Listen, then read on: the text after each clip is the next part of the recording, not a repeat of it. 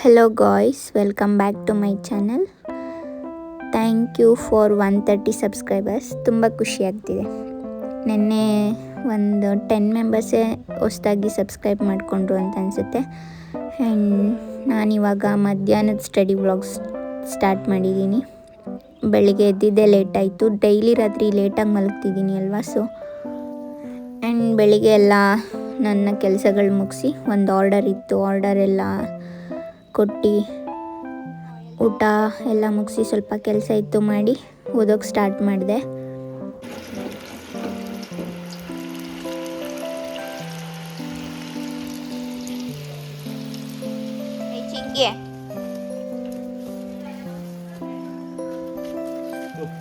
ಇರಿ ಭಯ ಒಂದು ಪುರಿ ಇದ್ದದ್ದು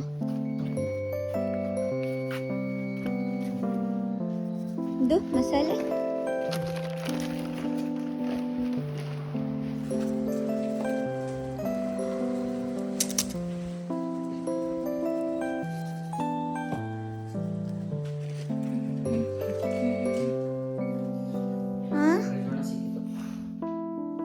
ಕೊಟ್ಟ ಗೊತ್ತಾಯ್ತಾ ಮನೆ.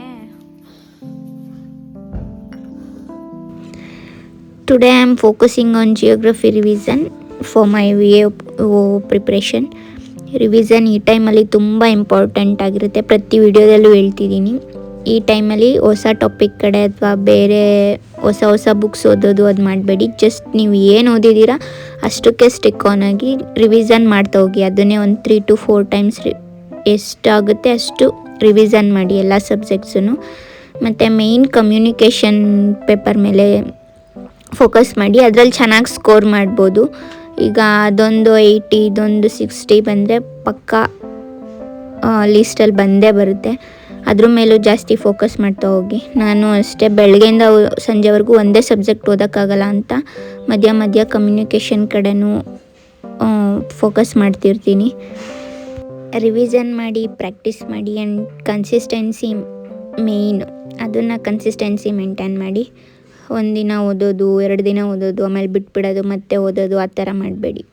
ಈಗಿರೋ ಟೈಮ್ನ ಚೆನ್ನಾಗಿ ಯುಟಿಲೈಸ್ ಮಾಡ್ಕೊಳ್ಳಿ.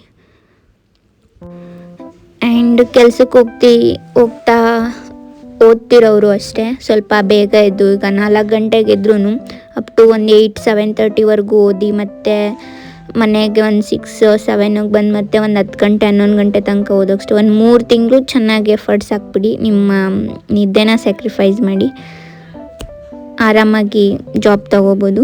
ಓದಬೇಕಷ್ಟೆ.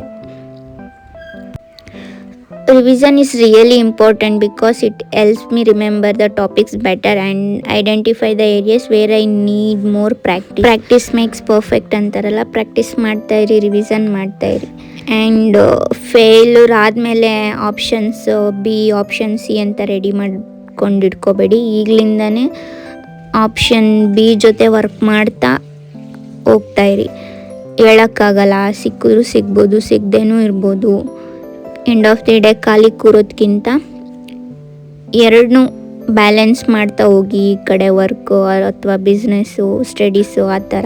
ಸಾರಿ ಟು ಸೇ ದಿಸ್ ಬಿಕಾಸ್ ನಾನು ಏನು ಈಗ ಮಾಡ್ತಿದ್ದೀನಿ ಅದನ್ನು ನಿಮಗೂ ಸಜೆಸ್ಟ್ ಮಾಡ್ತಿದ್ದೀನಿ ಅಷ್ಟೇ. ನಾನು ಬರೀ ಸ್ಟಡೀಸ್ ಅಂತ ಒಂದನ್ನೇ ನಂಬ್ಕೊಂಡು ಕೂತಿಲ್ಲ. 1, 2, 3, 4 ಥರ ಬಿಸ್ನೆಸ್ ಮಾಡಿಕೊಂಡು ಜೊತೆಗೆ ನನ್ನ ಸ್ಟಡೀಸ್ನು ಕಂಟಿನ್ಯೂ ಮಾಡ್ಕೊಂಡು ಹೋಗ್ತಾಯಿದ್ದೀನಿ. ಈಗ ಆಷಾಢ ಅಲ್ವಾ, ಯಾವುದೇ ಥರದ ಬಿಸ್ನೆಸ್ಸು ಇಲ್ಲ, ಏನೂ ಇಲ್ಲ, ಖಾಲಿ ಹೊಡಿತಿದ್ದೀನಿ. ಸೊ ಬೆಳಗ್ಗೆ ಆದರೆ ಸ್ಟಡೀಸ್, ಸಂಜೆ ಆದರೆ ಸ್ಟಡೀಸ್, ಬರೀ ಓದೋದು ಅಂತ ಇದಕ್ಕೆ ಸ್ಟಿಕ್ ಆನ್ ಆಗಿದ್ದೀನಿ. ನೋಡಬೇಕು ಈ ಆಷಾಢ ಮುಗಿದ್ಮೇಲೆ ಏನಾಗುತ್ತೆ ಅಂತ. ಮಧ್ಯಾಹ್ನ 1 ಗಂಟೆಗೆಲ್ಲ ಓದೋಕ್ಕೆ ಸ್ಟಾರ್ಟ್ ಮಾಡಿದೆ. 4:30ವರೆಗೂ ಓದ್ಕೊಂಡಿದ್ದೀನಿ. ಈಗ ಸ್ವಲ್ಪ ರೆಸ್ಟ್ ಮಾಡಿ ಮತ್ತೆ ಒಂದು 6:36ಗೆ ಓದೋಕ್ಕೆ ಸ್ಟಾರ್ಟ್ ಮಾಡ್ತೀನಿ. ಇದು ಡೇ 2 ರಿವಿಷನ್, ಅಂದರೆ ಜಿಯೋಗ್ರಫಿದು ಡೇ 2 ರಿವಿಷನ್ ಮಾಡ್ತಾಯಿದ್ದೀನಿ ನಾನು. ಇನ್ನು ನಾಳೆನೂ ಅಷ್ಟೇ ಎಲ್ಲ ರಿವಿಷನ್ ಮಾಡಿ ನಾಡಿದ್ದು ನಾನು ಏನು ಓದಿದ್ದೀನಿ ಅದ್ರ ಮೇಲೆ MCQ ಪ್ರಾಕ್ಟೀಸ್ ಮಾಡ್ತಾ ಹೋಗ್ತೀನಿ. 3 ದಿನ ಒಂದು ಸಬ್ಜೆಕ್ಟಿಗೆ ಸ್ಟಿಕ್ ಆನ್ ಆಗ್ತೀನಿ, ಇನ್ನು 4ನೇ ದಿನ MCQ ಪ್ರಾಕ್ಟೀಸ್ ಮಾಡ್ತೀನಿ. ಆ ಥರ ನೀವು ನಿಮ್ಮದೇ ಆದ ಸ್ಟ್ರಾಟಜಿಲಿ ಓದ್ಬೋದು. ಇದನ್ನೇ ಫಾಲೋ ಅಪ್ ಮಾಡಿ ಅಂತೇನಿಲ್ಲ. ನಿಮ್ಗೆ ಬೇರೆಯವ್ರದ್ದು ಇಷ್ಟ ಆದರೆ ಬೇರೆಯವ್ರದ್ದು ಫಾಲೋ ಮಾಡಿ. ಆ್ಯಂಡ್ ಇದಾಗಿತ್ತು ನನ್ನ afternoon study blog. See you in the next blog. Bye, take care.